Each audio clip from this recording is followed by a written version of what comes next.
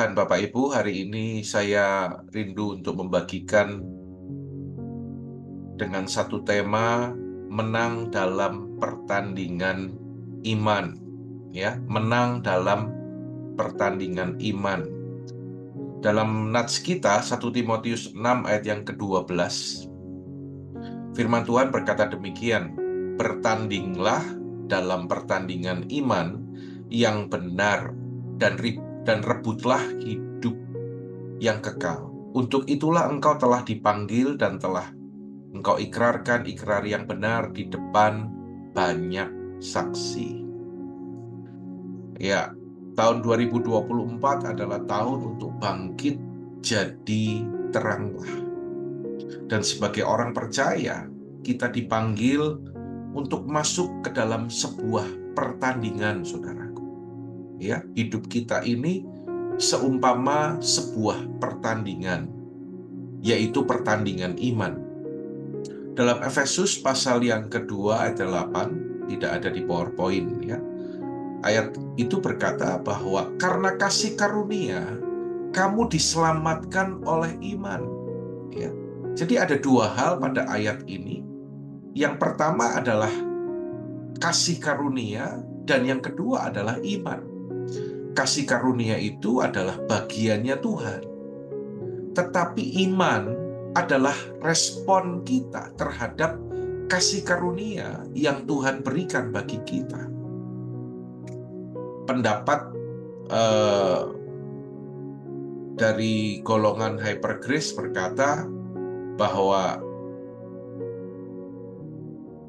kalau kita menambahkan iman, ya, itu adalah sebuah perselingkuhan terhadap hukum Taurat. Mereka berpendapat demikian karena pengajaran Hyper Grace ini atau yang mengajarkan kasih karunia saja, ini terlalu menitik beratkan pada satu bagian ini, saudara. Nah, ini bisa menjadi sangat berbahaya bagi kita orang percaya. Mereka menganggap bahwa ketika Rasul Paulus berkata menekankan tentang pemberitaan kasih karunia, karena itu kita nggak usah lakukan bagian kita. Nah, ini pendapat yang tidak benar, saudaraku. Karena dalam 2 Timotius 4 ayat yang ke-7, Rasul Paulus juga berkata demikian. Aku telah mengakhiri pertandingan yang baik. Perhatikan kata pertandingan ini. Dan aku telah mencapai garis akhir, dan aku telah memelihara iman. Kita harus berjuang dalam, tadi lagu yang dinyanyikan, telah ku lihat kebaikanmu yang tak pernah habis di hidupku. Ku berjuang sampai akhirnya kau dapati aku tetap setia. Tuhan menetapkan kita untuk menang, saudara. Dalam Roma 8 ayat yang ke-37, dengan jelas firman Tuhan berkata, tetapi dalam orang yang menang oleh Dia yang telah mengasihi kita.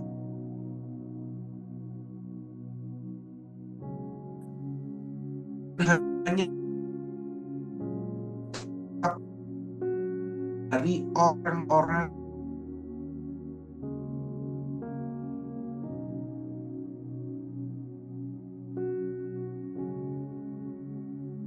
aku tidak akan menghapus namanya dari kitab. Kan aku akan mengaku namanya di hadapan Bapakku dan di hadapan para malaikatnya. Siapa yang mau menang? Lambaikan tangan saudara. Yang mau menang, lambaikan tangannya. Puji Tuhan. Ya, kita sekarang akan belajar penyebab seorang itu gagal dalam pertandingan iman. Kita harus mewaspadai hal-hal berikut ini. Ya, kita akan melihat yang pertama, yang menyebabkan seorang gagal dalam pertandingan iman adalah pikiran kita sendiri. Dalam ayat ini dikatakan, karena yang kutakutkan itulah yang menimpa aku, dan yang kucemaskan itulah yang mendatangi aku. Firman Tuhan katakan, saudaraku. Ya, pikiran kita itu adalah medan pertempuran.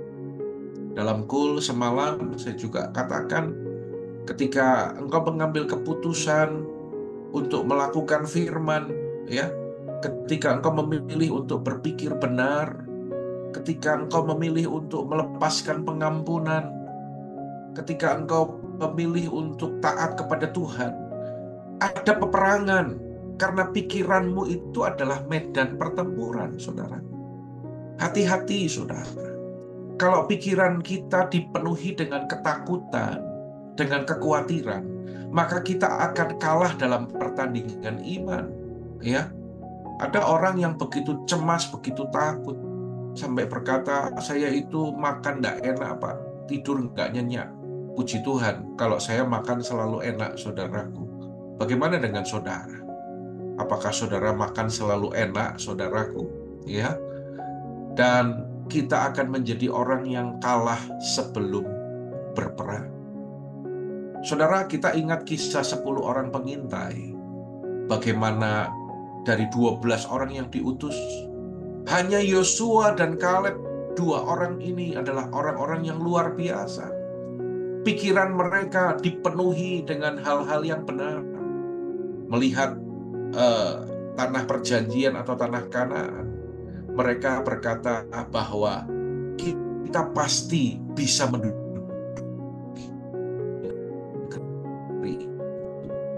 Ya, pikirannya benar, pikirannya positif, optimis.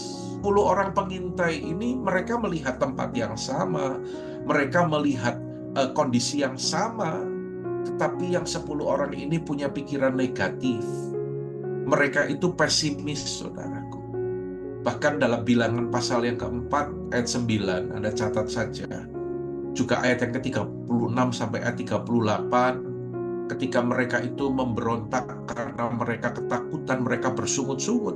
Sampai akhirnya Alkitab catat bahwa orang-orang yang takut, yang punya pikiran negatif itu, akhirnya mereka itu kena tulah di hadapan Tuhan. Dan yang tinggal hidup dari orang-orang yang mengintai tanah perjanjian itu hanyalah Yosua bin Nun dan Kaleb bin Yefune. Orang yang punya pikiran yang benar.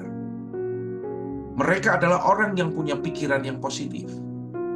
Saudara, hati-hati dengan pikiran saudara.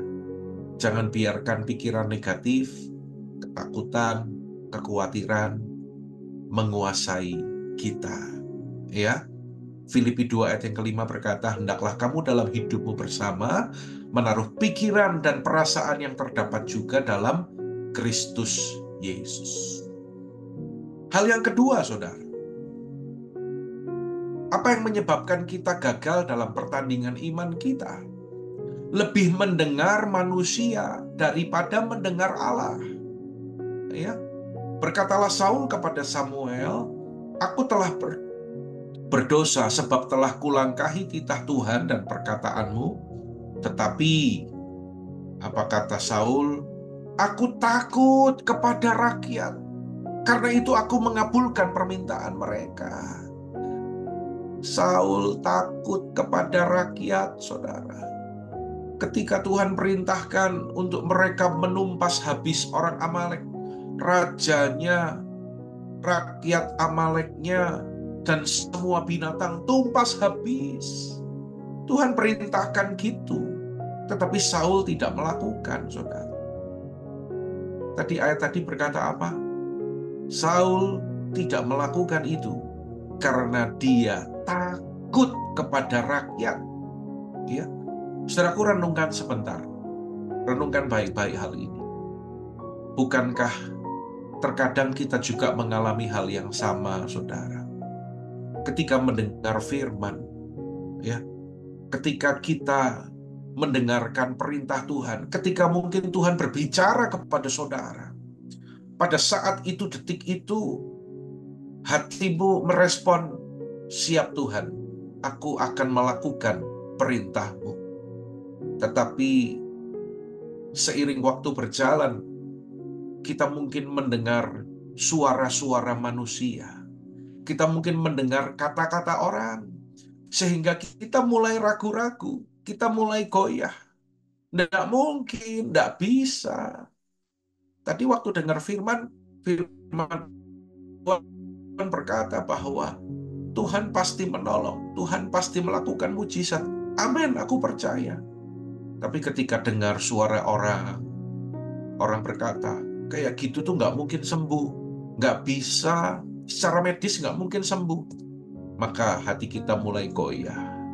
Atau mungkin ketika kita mendapatkan perintah Tuhan, melakukan satu hal, meresponi firman atau meresponi kehendak Tuhan. Ketika dengar suara orang, udahlah, nggak usah, ya, nggak usah. Kadang kita mendengar kata-kata orang, jadi membuat kita itu menjadi lemah. Kemarin ini, baru kemarin ada orang sharing sama saya, ya, masih ada orang yang berkata demikian, kalau kamu ngasih persembahan ke gereja, kalau kamu ngasih persepuluhan itu, kamu cuma buat pendetanya aja yang makin kaya, katanya. Orang yang tidak mengerti ini hanya berpikir kalau persembahan itu semuanya buat pendeta. Padahal tidak demikian, ya saudaraku ya. Orang ini yang diajak ngomong ini menjawab, ya enggak gitu, kan pekerjaan Tuhan juga perlu biaya operasional dan sebagainya. Nah, ternyata dia mendengar dari seorang yang tidak sengaja ketemu dengan dia, ya, dari jemaat juga, berkata, tahu enggak, dulu waktu masa pandemi itu Pak Andi gereja itu tolong saya, perhatikan saya, kasih bantuan, ya.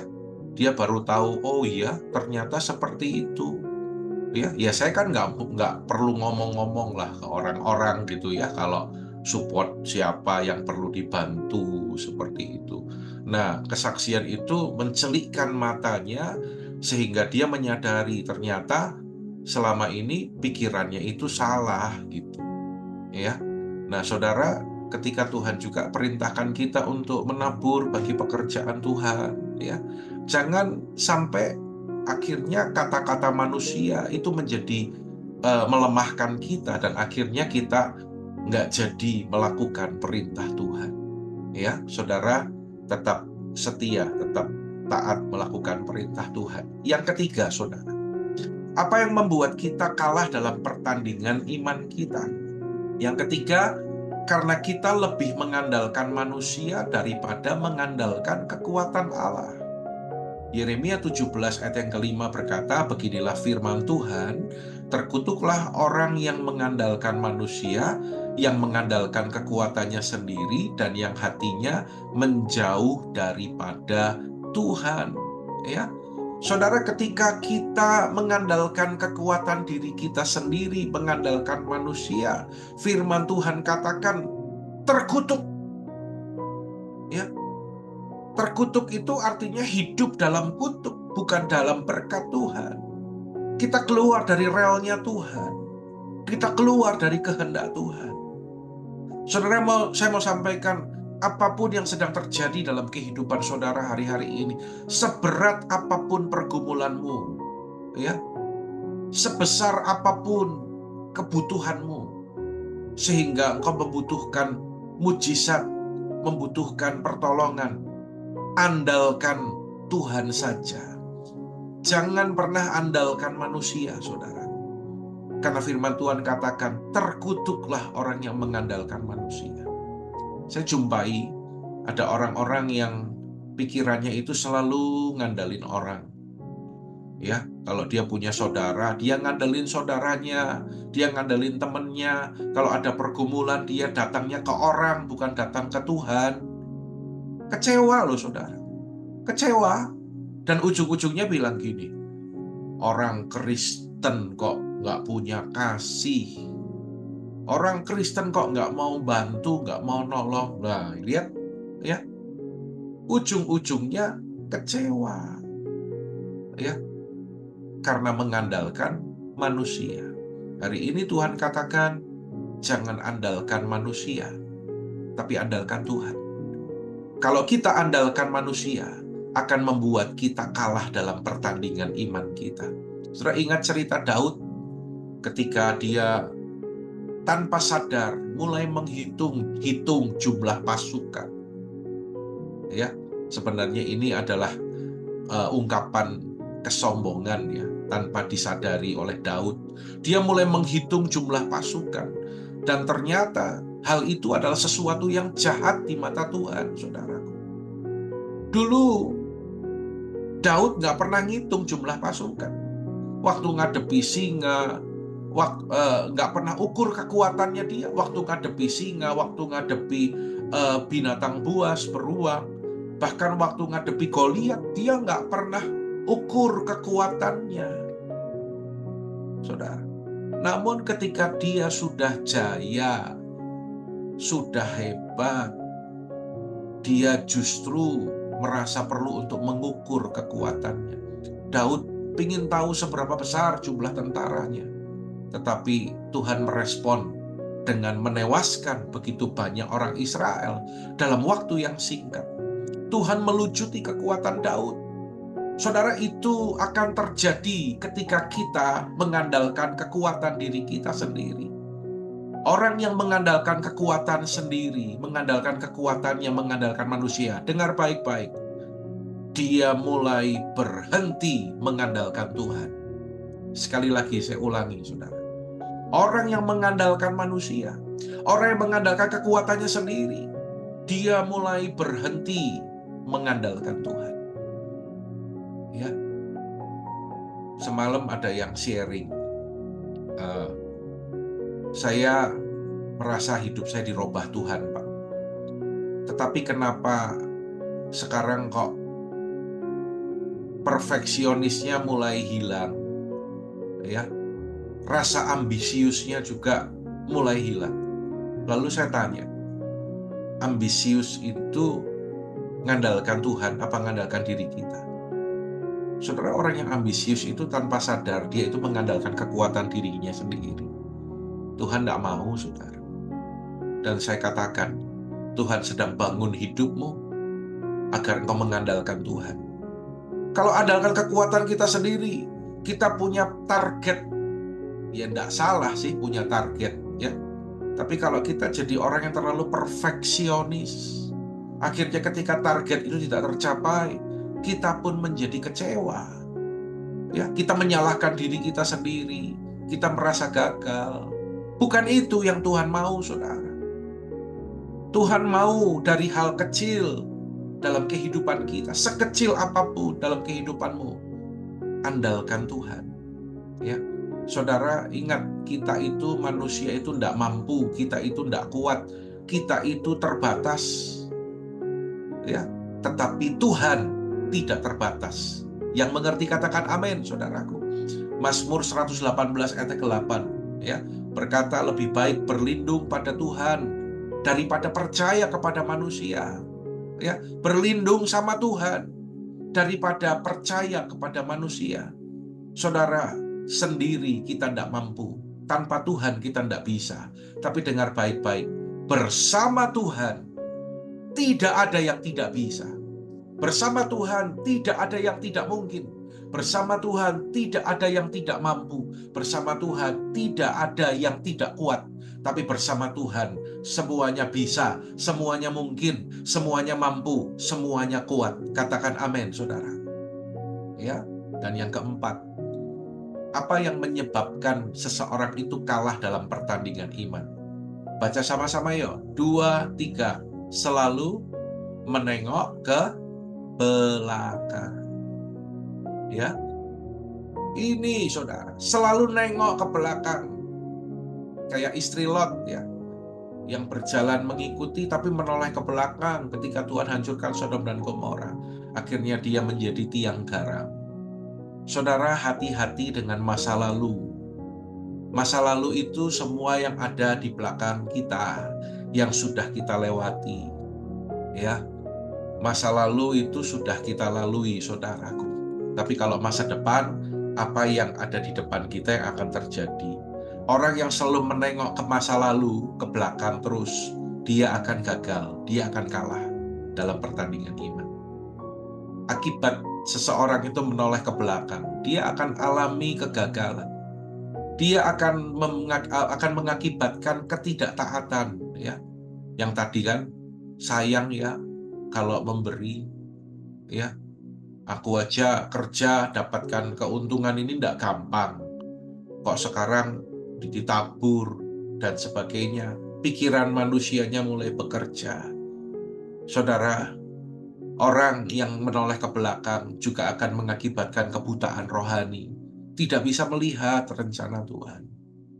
Ya, orang yang menoleh ke belakang akan mengakibatkan kekhawatiran, akan mengakibatkan kebodohan. Contoh Israel, noleh ke Mesir terus. Sudah berjalan nih keluar dari Mesir, nolehnya ke Mesir terus. Ya. Fase mereka dibawa keluar dari Mesir di padang gurun itu. Tetapi ketika menghadapi masalah, selalu bilang gini, enak ya dulu di Mesir. Coba, kadang kita gitu ndak? Dulu aku sebelum ikut Tuhan, kok aku nggak ngalami ini, nggak ngalami itu.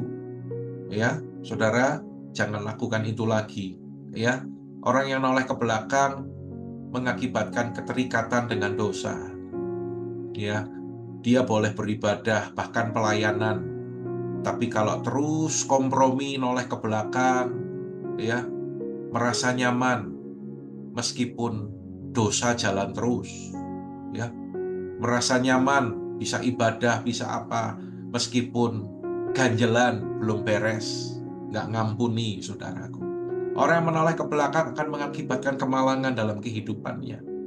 Ngelihatnya kelemahan diri terus, ngelihatnya aku nggak mampu, aku nggak bisa, ya, potensinya hilang.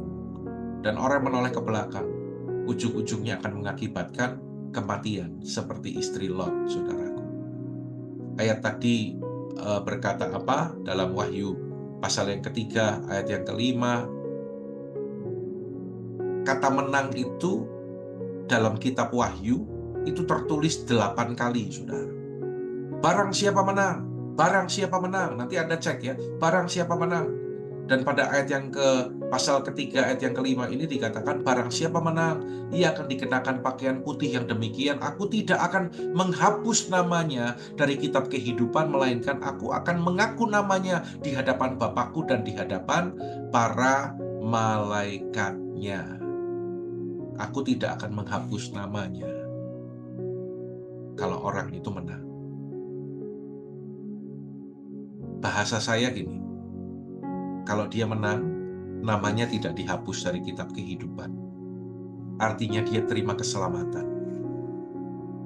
Tapi kalau tidak menang, tapi kalau kalah, ya artinya kalau kalah, namanya dihapus. Saudara, bertandinglah dalam pertandingan iman yang benar. Ya, berjuang.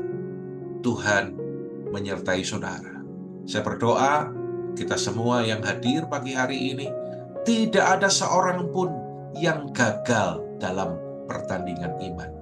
Yang mengerti, yang menangkap, katakan amin. Yang siap berjuang bersama-sama, lambaikan tangan saudara. Puji Tuhan.